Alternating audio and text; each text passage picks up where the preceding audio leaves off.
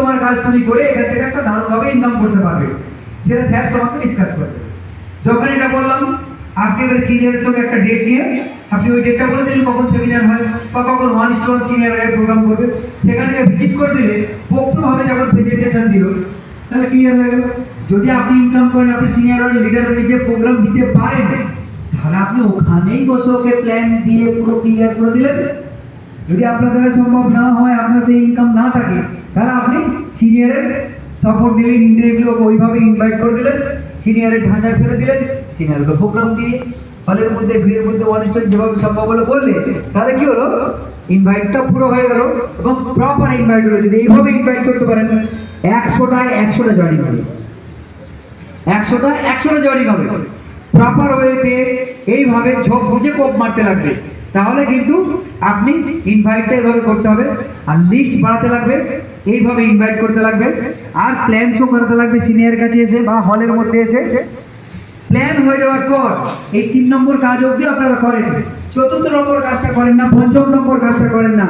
3টে কাজ করে 2টো হয় না বলে আপনাদের ব্যবসা হয় না, আপনারা হারিয়ে যায়, আপনারা ছিটকে যায়, আপনাদের লস হয়ে যায়, আপনার সময় আপনার অর্থ নষ্ট হয়ে যায়, আর পরবর্তীকালে তারাই আপনাকে নেগেটিভ দেবে।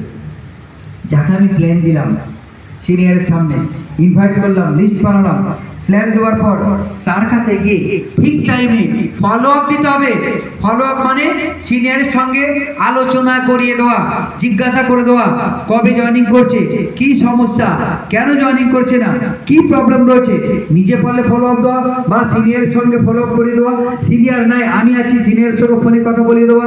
যে কোনো একটা কমিউনিকেশন ওয়েকে ইউজ করে তার সঙ্গে যোগাযোগ করিয়ে দিয়ে আমি কি করতে হবে, ফলো আপটা টাইমলি করতে লাগবে।